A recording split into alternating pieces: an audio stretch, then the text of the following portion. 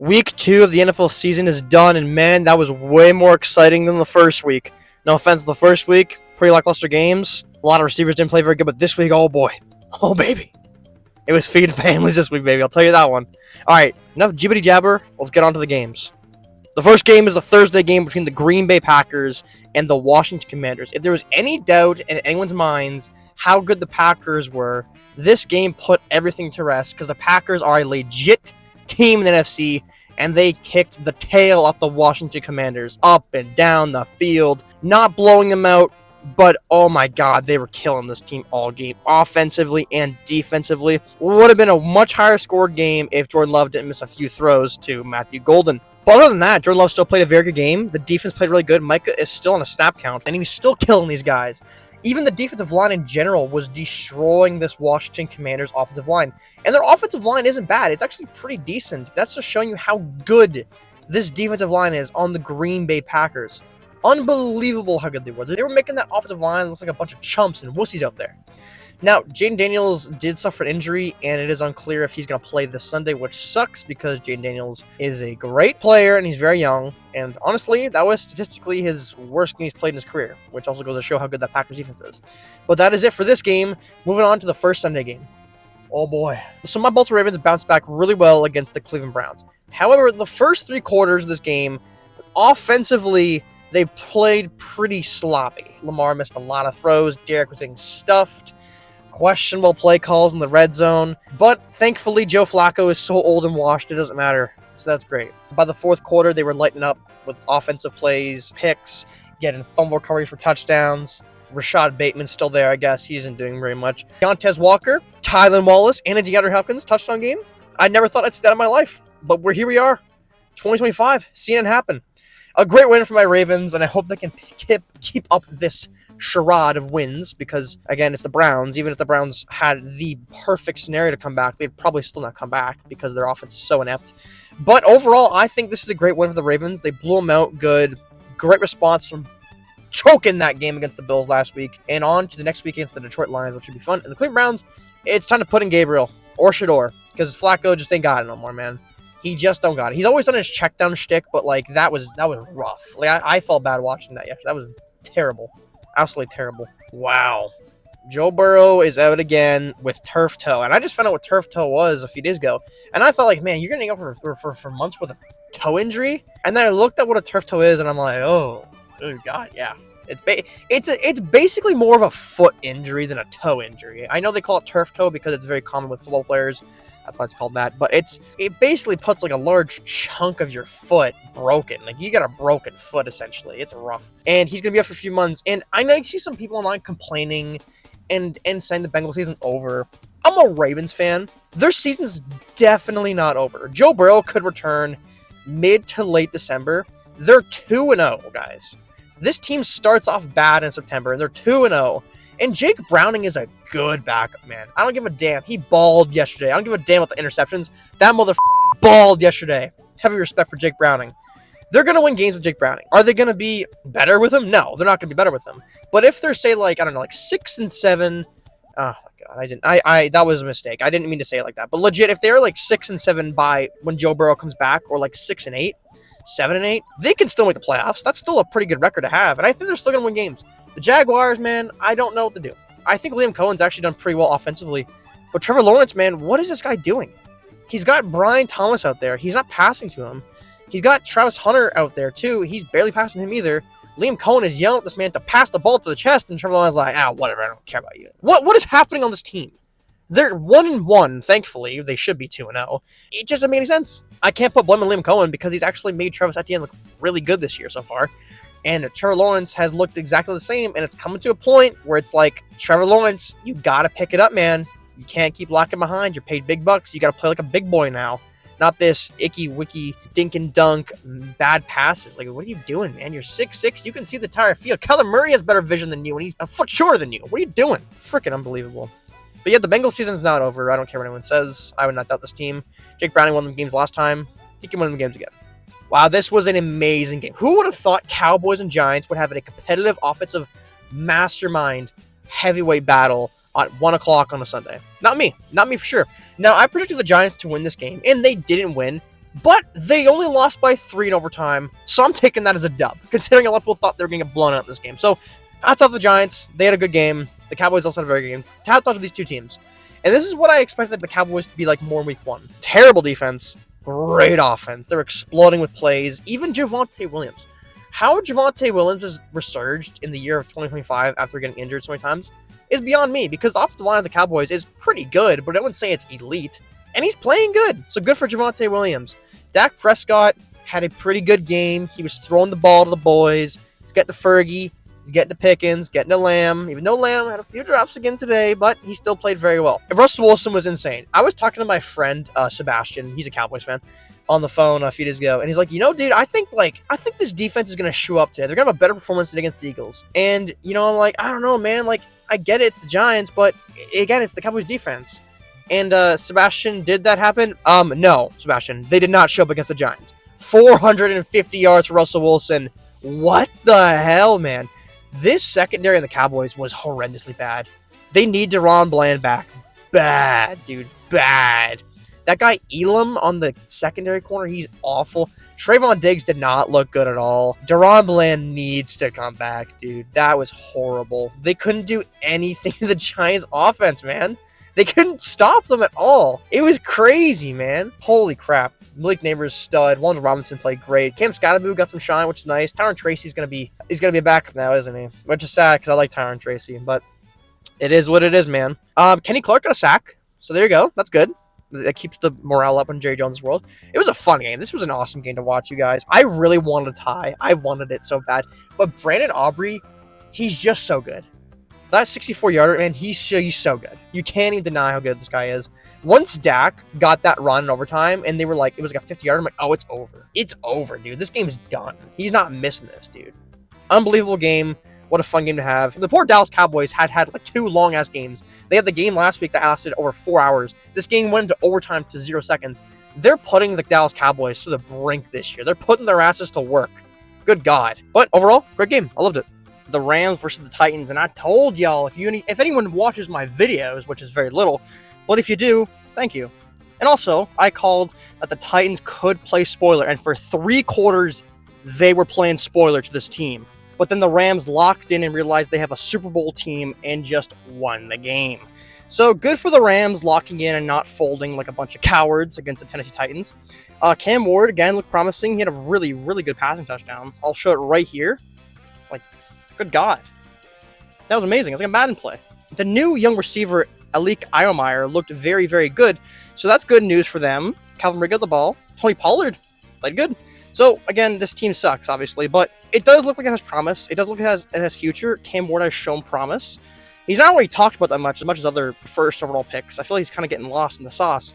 But he has played 2 decent games in a row. His O-line sucks, which is fair. And the Rams are just a better team. Like, there's not much you could do against a better team than the Rams. So the Rams win and move on. Oh, baby, I told y'all. I told y'all the Seahawks were winning this game. I told y'all. I'm a goddamn mathematician and footballonomics, buddy. I was the only one I'm right when I'm a mathematician on this shit. But they won, proving that they ain't starting 0-2. Mike McDonald is the coach of the Seattle Seahawks. He has been around this Pittsburgh Steelers team. He's not losing to these fools. He ain't started 0-2. The team's too good to start 0-2, and the Steelers should have lost last week. So it is only fair they lost this week.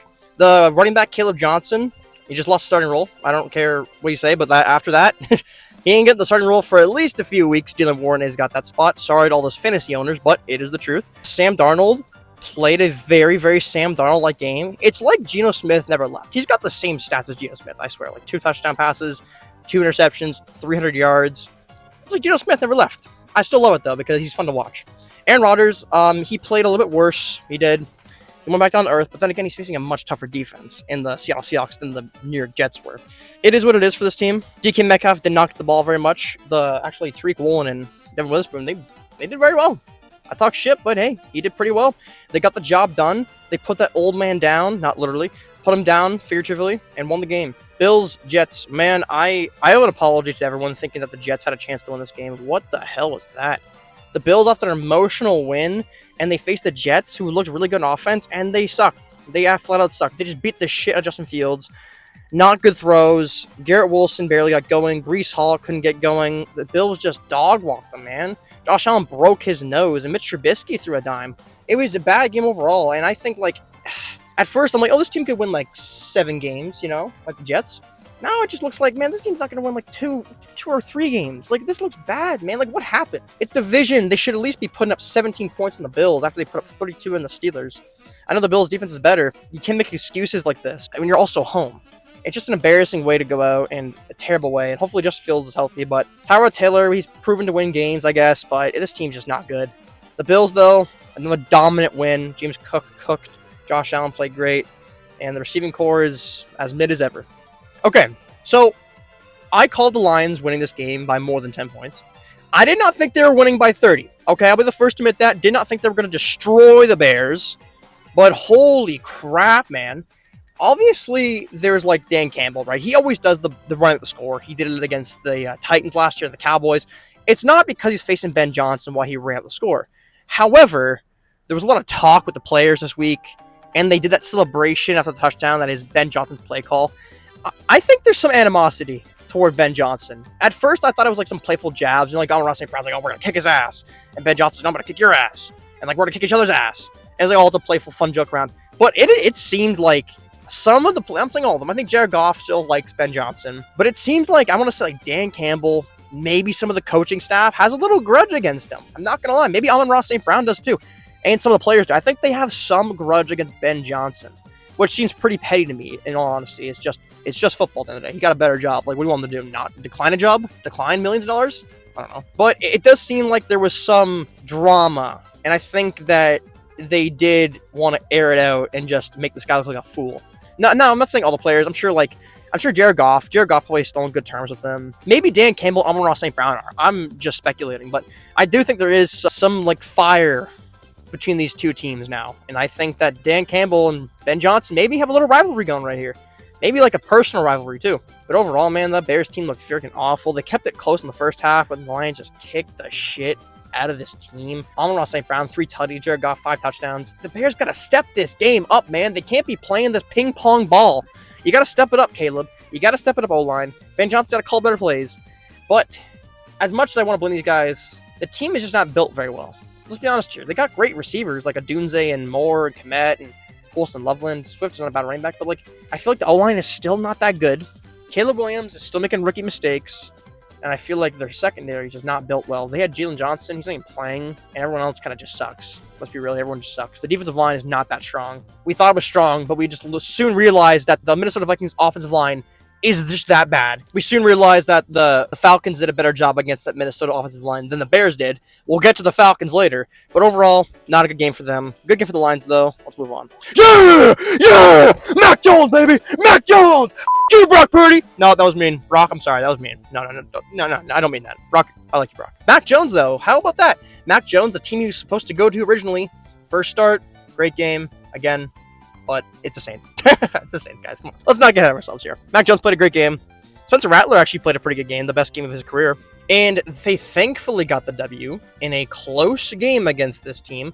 And it was kind of a game you expected to be close with all the injuries the Niners got. But they pulled through, thankfully, because I feel like they could have easily lost this game. The Saints, I don't really know what to say about the Saints, man. They played good. Their defense played solid.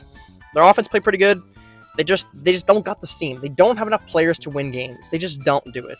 Kellen Moore overall has done all right. Like, he's done fine so far. He's got 2 losses, but both of them are 1-score games against pretty good teams. So I'll give him credit there, and the Niners just move on. Hopefully get a healthy players back, and that's it. I told you I gotta count receipts on my wrists on a paper every time that I called Vegas being full of baloney, picking the Dolphins to be favorites. Are you kidding me? The Dolphins they had a team meeting with only players. They were never winning this game. They were never winning this game, man. Unbelievable. Drake May played really good. Really good. 4 completions, 230, touchdown, running touchdown, 137.3 pass rating. Very good game from Drake May. I wish he could have some more weapons because Stephon Diggs doesn't seem to be enough because he's older and injured. But what do you say? He has some great promise here. They played better offensively, way better than the Raiders game. Defensively, they played better. Both teams give up special team touchdowns, which is just funny. Tua played all right, but then again, kind of costly interception that basically killed the whole game for them.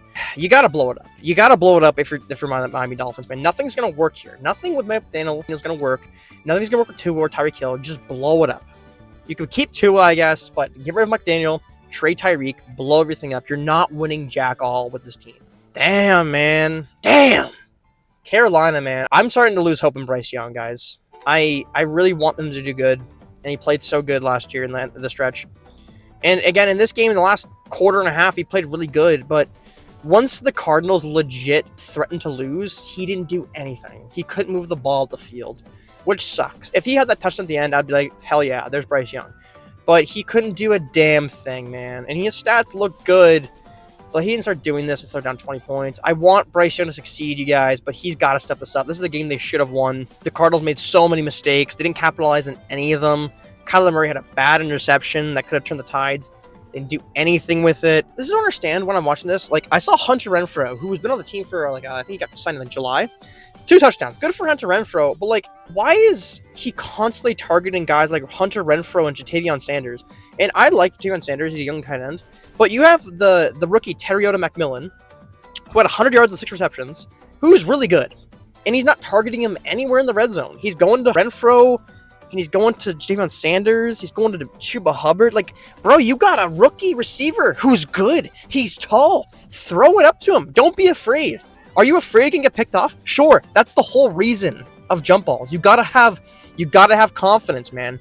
It's looking like freaking Kyler Murray with Marvin Harrison last year. It's like, why aren't you passing this guy? He's 6'4", generational talent. Throw the ball up to him, man. You gotta have confidence in these guys. Bryce gotta step it up, and I just was disappointed in him, to be honest with you. Wow. That was a fun game. The Colts and Denver Broncos had a great game at 4 o'clock. I would say the best game at 4 o'clock out of the 3. And they put up a fun showing. Daniel Jones looked sharp. This was a real test for Daniel Jones. It was the Dolphins last week. He played good against a good defense. And yes, the Denver Broncos defense is good. It is on paper good, and it is good because they still have pass rusher that was good. And secondary is good. Daniel Jones played sharp again. What can you say? How bad is Anthony Richardson? I want to know, how bad is he? How the hell did he suck with this team? And I'm not going to take all the credit away from Daniel Jones, but, like, bro, like, it's not rocket science here, dude. Throw it to the good players. Don't throw it to the other team. And you'll probably win games. You'll probably lose some being too conservative, but that's it. It's not that hard. Bo Nix had a good stat line, but overall, I didn't think he played that great. I don't know. He's coming up on a sophomore slump. Guys, I hate to say it. He's coming up on a sophomore slump, man. Bo Nix, his stats were deceiving last year. He was good last year, but, like, people saying he's better than Jane Daniels, like, bro, you don't know ball. If you think Bo Nix is better than Jane Daniels, you do not know ball. Was he good? Yeah, he was good. Was he the best rookie quarterback? No, not close. He's also not passing to the guys. Like, he passed to Cortland Sutton, targeted him like 2 or 3 times. He's not even passing to Evan Ingram. He targeted Marvin Mims, who's good, and Troy Franklin a lot. I didn't like the game plan Sean Payton had here. They didn't use R.J. Harvey that much, although J.K. Dobbins did play good. The Colts kind of squeaked away with one. They kind of got off with a BS call that they should have lost on, but hey, man, you take what you get in the NFL and you just move on, and they got the win, so good for them. The Kansas City Chiefs are starting 0-2. Hit the panic button, everybody. Hit the panic button. The Chiefs are going 0-17, dude. No, they're not. They're fine. Who the hell cares? They lost to their own division team and the Super Bowl champion. This team's not missing the playoffs. You guys are delusional. All you guys are delusional, bro. They're not missing the playoffs. The Eagles played a boring game, man. This team, like, last week was kind of entertaining because it was the first game of the year, but, like, this was boring, dude. They have no passing game, and of course they're winning games. That passing game is an actual issue. Once Saquon Barkley gets stuffed in a game, because he will eventually, they're going to throw the ball. And Jalen Hurts had a few good throws, but A.J. Brown looks checked out as hell. Everyone else is just a statue out there, not doing anything. Devontae Smith played well, but you got Grant Caltera. He's just a tight end guy. There's nothing threatening on this team besides Barkley and, I guess, Jalen Hurts' running ability. Like, you're not threatened that much. Once they stuff Barkley, this team's in trouble. I'm just saying that. Maybe they can pick it up. Maybe Jalen Hurts is going to pull out a quote out of his ass and just say, like, when birds fly, they fly high into the sky like a beautiful butterfly or something like that. And they'll be like, oh, okay, Jalen Hurts, okay. You're very philosophical of you, right? Okay. Also, I will say Travis Kelce did cost the team the game. He did. Travis Kelce straight up costed this team the game. They could have got a touchdown and go 4. He dropped it, pick. They got a touchdown. Game was done. I'm not going to say it was his fault, but it was. It was his fault. He literally lost. He can go on the field and throw a tantrum and yell at his teammates. But let's be honest here, this guy's not the same. He's not the same player anymore. I don't care how many times Andy Reid can drop a scheme for him to get wide open. When this guy is doing a route on his own, oh my God, dude. This guy is like, this is last year. He cannot move the same. He cannot do cuts anymore that well. He has to be like a stationary guy just running. He can't really do a cut anymore. He can't do it the same. Like, remember those things he did with Patrick Mahomes where like he would just do a random route and Mahomes would find him? He can't do that anymore. The only way he's getting catches if it's a predetermined play that he's getting the ball and getting open. Because anyone can catch a ball and run. But this guy he's pretty much washed at this point, man. I feel like they were just trying to feed him the ball to feel like the narrative of getting the ball and everything, but didn't play good, man. He didn't play good. Mahomes didn't play very good either, although the defense on the Eagles is just really good, so I don't blame him too much. But overall, 2 rough games for the Chiefs. Isaiah Pacheco's not good. Can we just admit this, guys? Like, obviously, I like Pacheco. He seems like a really good guy. When you're getting outplayed by Kareem Hunt, who's 30 years old, bro, it's not looking good. I think that injury kind of screwed him up because he was good in his rookie year. But, man, he just doesn't have it anymore, man. It sucks with the running backs, but that's the game with the running backs, man. They can go out fast, and he did go out fast. Next game. Just how good are the Tampa Bay Buccaneers? The Atlanta Falcons kicked the crap out of J.J. McCarthy. And now, I want to say this. J.J. McCarthy did not play good. He played pretty bad. Although, this man, Chris Collinsworth, was grinding my gears, man. This guy is so annoying. He's like, oh my God, J.J. McCarthy sucks. He sucks. He's so bad missing throws. I'm like, yeah, he missed the throw. He missed a good throw to Naylor for a touchdown. He threw a bad pick. He made some good plays yesterday.